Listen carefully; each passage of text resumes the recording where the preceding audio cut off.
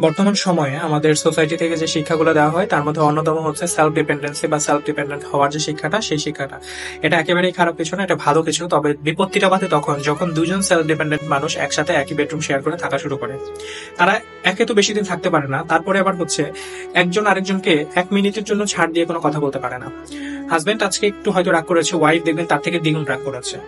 Wife দ্বিগুণ রাগ করলে হাজবেন্ড আবার তার উপরে 3 গুণ রাগ করে। তো এই ব্যাপারগুলা একেবারেই সম্পর্কগুলো শেষ করে দেওয়ার জন্য যথেষ্ট। এখন দেখবেন ছোট ছোট অনেক কারণে ডিভোর্স হয়ে যাচ্ছে, ছোট ছোট অনেক কারণে সংসার ভেঙে যাচ্ছে, ছোট ছোট অনেক কারণে সম্পর্ক ভেঙে যাচ্ছে। কারণগুলো এই যাই, প্রত্যেকের জায়গা থেকে সেলফ ডিপেন্ডেন্ট। এর আগের জেনারেশনের যে ব্যাপারগুলো ছিল, ইন্টারডিপেন্ডেন্সের ব্যাপারটা, স্পেসিফিক কিছু ব্যাপারই থাকতো যে এই ব্যাপারটা আমার এই মানুষটার দ্বারাই সম্ভব, আমি এই মানুষটার কাছ থেকে এটাই আশা করি।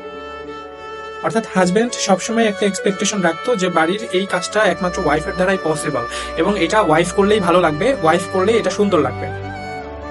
এবং সেম ওয়াইফ কিন্তু হাজবেন্ডের কাছেও সংসারের কিছু স্পেসিফিক ব্যাপার থাকতো যেটা হাজবেন্ডের কাছ থেকে এক্সপেক্ট করে বসে থাকতো, এবং সেই ব্যাপারটা সবসময় সে মনে করতো যে এই কাজটা যদি হাজবেন্ড করে হয়তোবা এই ব্যাপারটা অনেক বেশি সুন্দর লাগবে, অনেক বেশি ভালো লাগবে।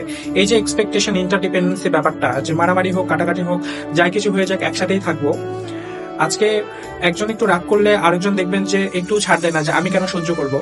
আরেকজনের ক্ষেত্রেও সেম একই কথা বলে। তো তখন যে এই বিপত্তিটা ঘটে যে সেপারেশন ছাড়া আর কোনো রাস্তা থাকে না।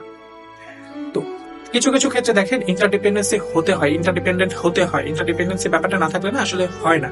সবসময় যে সেলফ ডিপেন্ডেন্সির ব্যাপারটা সামনে নিয়ে আসতে হবে এটার কোনো মানে হয় না। কিছু কিছু ক্ষেত্রে ইন্টারডিপেন্ডেন্সির ব্যাপারগুলো না সম্পর্কগুলো বাঁচিয়ে দেয়। এটা হয়তোবা দিন দিন উঠে যাচ্ছে।